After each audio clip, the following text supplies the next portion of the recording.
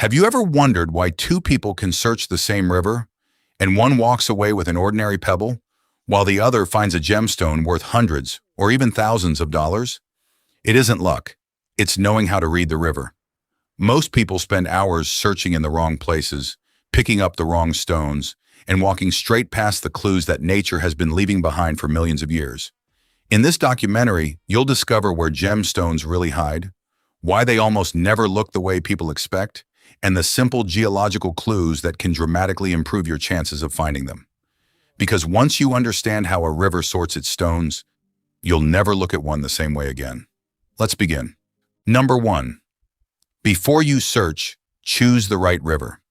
Most people think finding gemstones is all about luck. It isn't. In fact, the biggest mistake beginners make happens before they even pick up their first stone. They choose the wrong river. Here's something that surprises many people. Rivers don't create gemstones. They simply carry them. Every sapphire, garnet, topaz, or quartz crystal began forming deep underground millions of years ago.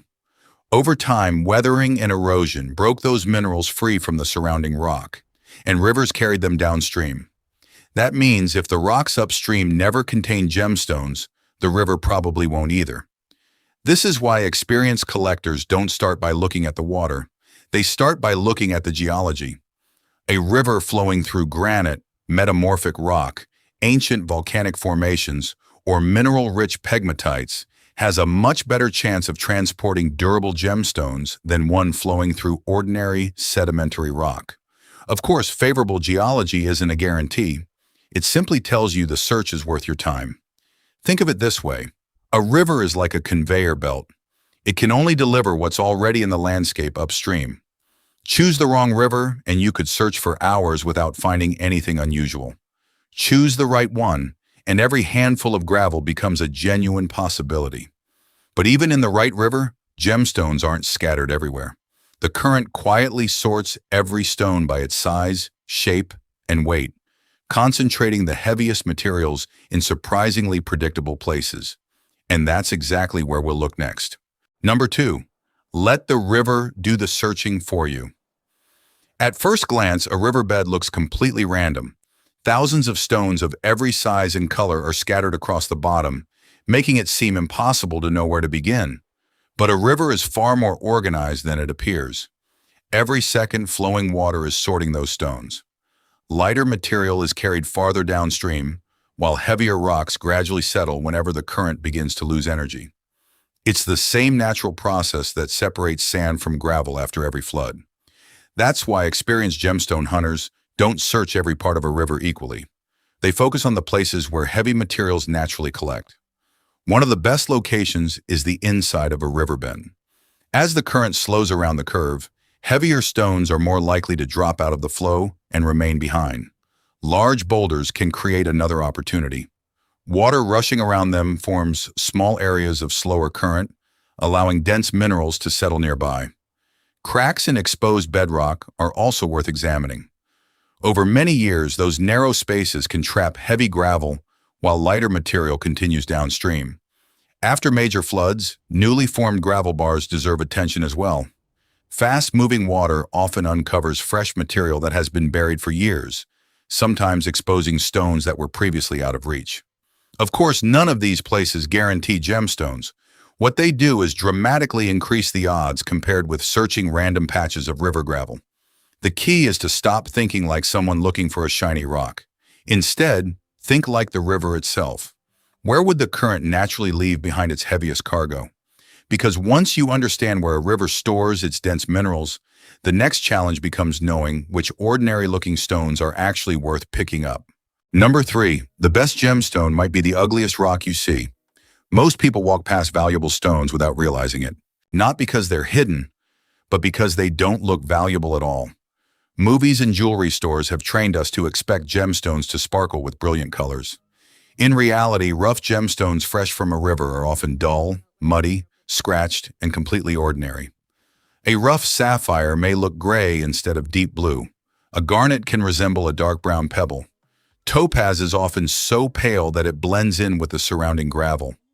Even quartz crystals may be coated with iron stains or clay, after years of tumbling through the current. That's why experienced collectors rarely search for color alone. Instead, they look for clues that water can't easily erase. One of the first is weight. Many gemstones feel surprisingly heavy for their size because they are denser than the average river rock. Next comes shape.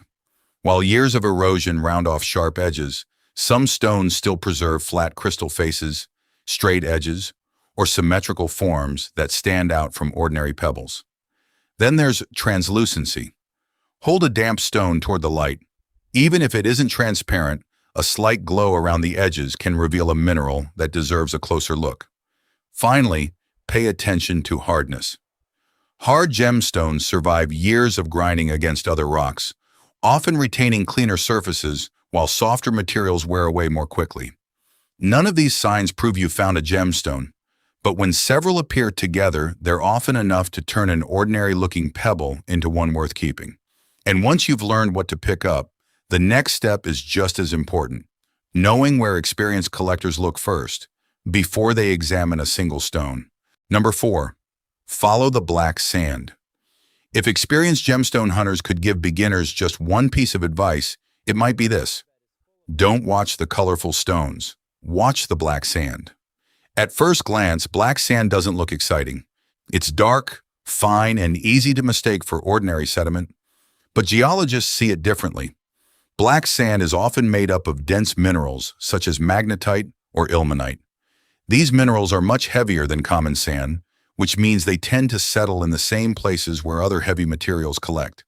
That's why patches of black sand can be an important clue, not because they contain gemstones themselves, but because they show that the river has slowed down enough to concentrate dense minerals. You'll often find black sand collecting behind large rocks, inside bedrock cracks, along the inside of river bends, or at the lower end of gravel bars after high water. These are exactly the kinds of places where experienced collectors slow down and search more carefully. However, it's important not to jump to conclusions.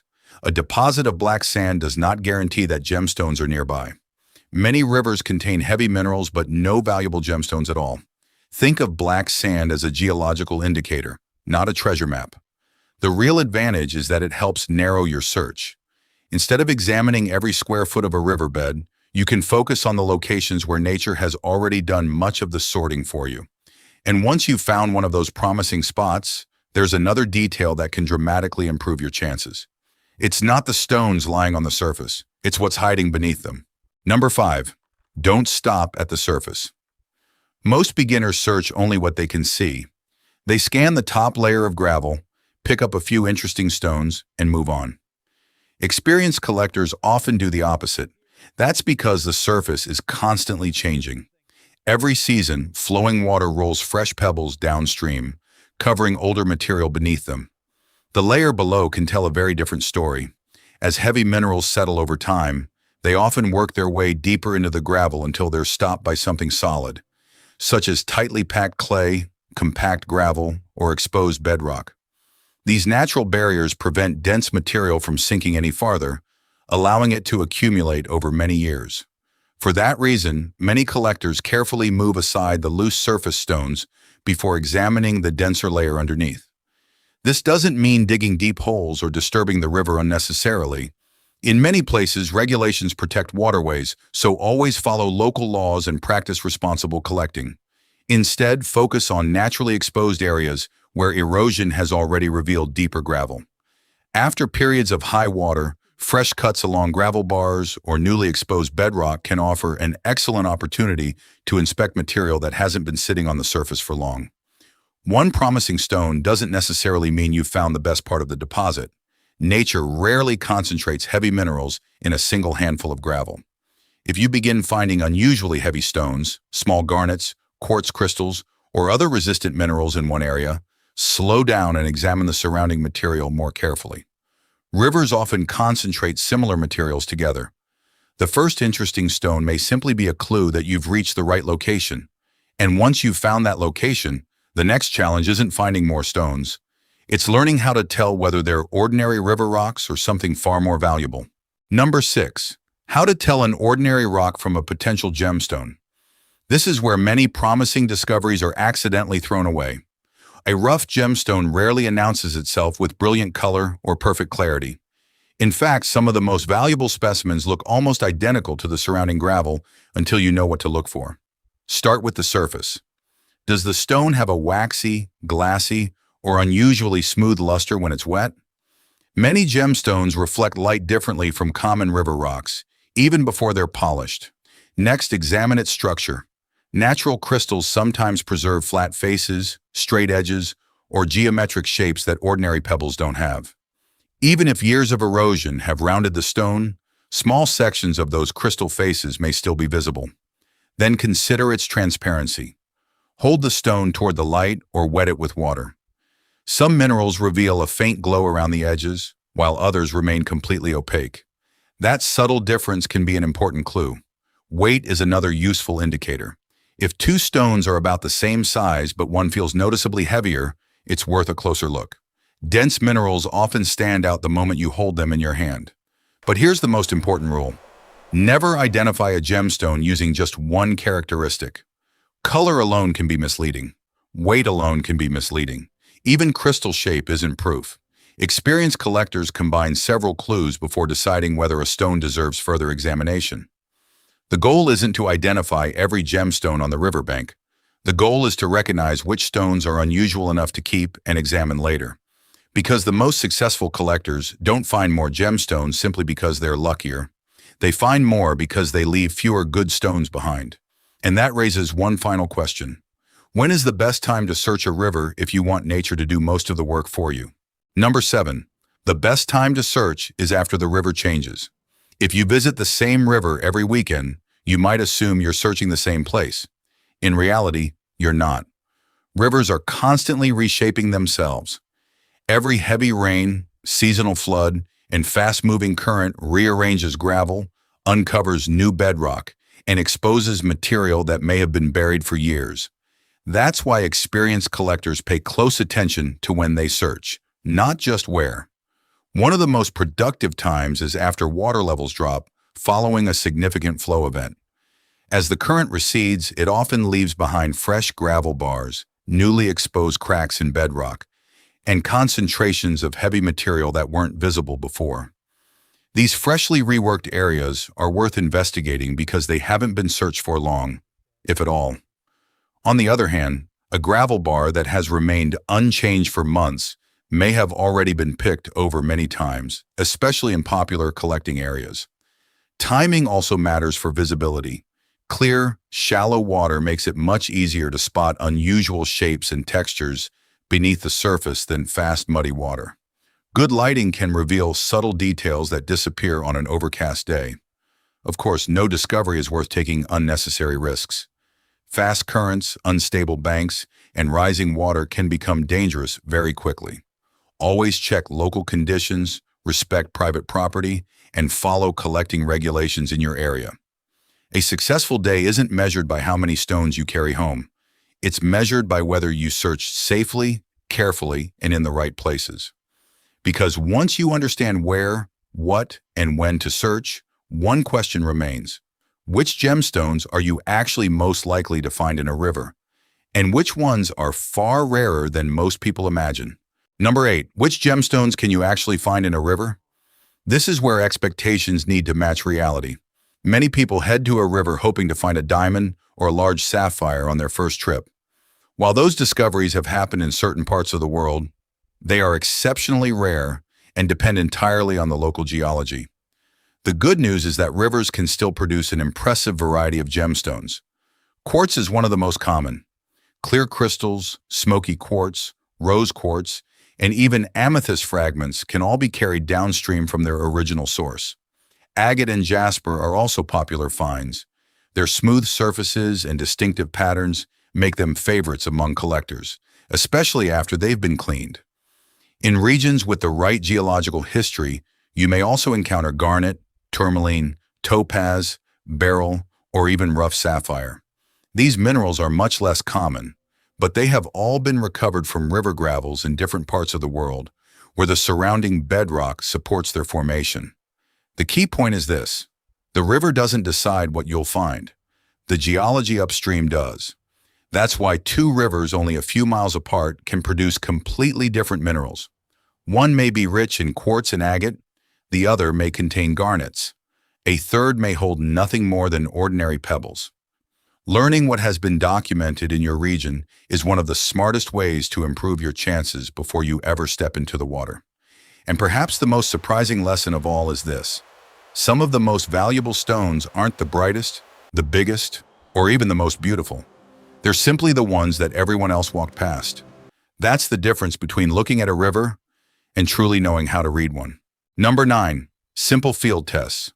Before you keep a stone, finding an unusual stone is exciting. But before you convince yourself you've discovered a valuable gemstone, take a moment to examine it carefully. You don't need a laboratory. In fact, some of the most useful observations can be made right beside the river. Start by rinsing the stone with clean water. Mud, algae, and mineral stains can completely hide a stone's natural appearance.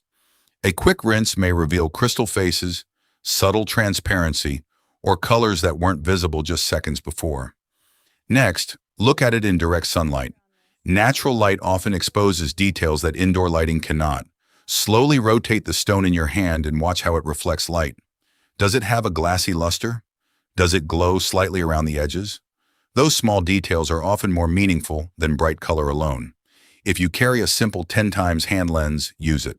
A magnified view can reveal tiny crystal faces, natural growth patterns, or mineral inclusions that help distinguish a genuine crystal from an ordinary river pebble. Now compare its weight. Pick up another stone of roughly the same size. If your find feels noticeably heavier, don't dismiss it. While weight alone can't identify a gemstone, it may indicate a denser mineral that's worth investigating further. Most importantly, resist the urge to damage the specimen. Avoid striking it with a hammer or aggressively scratching its surface just to see what's inside.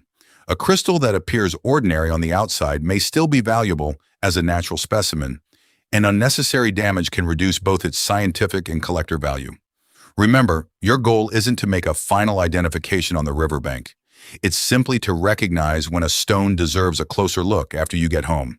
Because once you know how to search, where to search, and how to evaluate what you find, only one question remains. What are the gemstones you're actually most likely to discover in a river? And which ones are so rare that most people will never see one in the wild? Number 10. Which gemstones are you most likely to find? After everything we've covered, it's time for the question almost every beginner asks. So, what gemstones can you actually expect to find in a river? The answer depends entirely on the geology upstream, but a few gemstones appear far more often than others. Quartz is by far the most common. Clear quartz, smoky quartz, rose quartz, and even amethyst fragments can all survive long journeys through rivers because quartz is both hard and highly resistant to weathering. Agate and jasper are also frequent discoveries. Although they're technically varieties of chalcedony, their colorful bands and patterns have made them favorites among rock collectors for generations. In the right regions, rivers may also carry garnet. These small, dense crystals often survive erosion remarkably well and can sometimes be found mixed with heavy gravel and black sand. If the surrounding geology is suitable, collectors have also recovered sapphires, tourmaline, topaz, beryl, spinel, and other gemstones from river deposits around the world. These finds are far less common, but they demonstrate an important principle. Rivers don't create gemstones. They simply transport them from the rocks where they originally formed. That means two rivers only a few miles apart can produce completely different minerals. One may contain nothing more than quartz pebbles. Another may hide garnets beneath its gravel. A third could occasionally produce rough sapphires if the source rocks upstream are right. This is why knowledge will always outperform luck.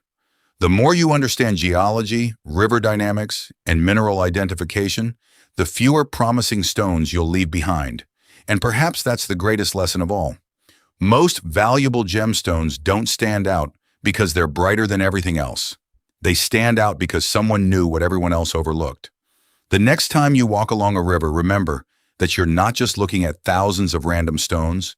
You're looking at millions of years of Earth's history, broken apart, carried downstream, and patiently waiting for someone who knows how to read the clues. And sometimes, the most extraordinary discovery isn't finding a priceless gemstone. It's realizing that an ordinary-looking river has been telling its geological story all along. You just learned how to understand it. The next time you walk along a river, don't just look for beautiful stones. Look for the clues the river has been leaving behind for millions of years. Not every search will uncover a gemstone, but every trip will teach you to see the landscape in a whole new way. If you enjoyed this documentary, subscribe for more stories about gemstones, geology, and the remarkable history hidden beneath our feet. Until next time, stay curious. Because the most extraordinary discoveries often begin with an ordinary-looking stone.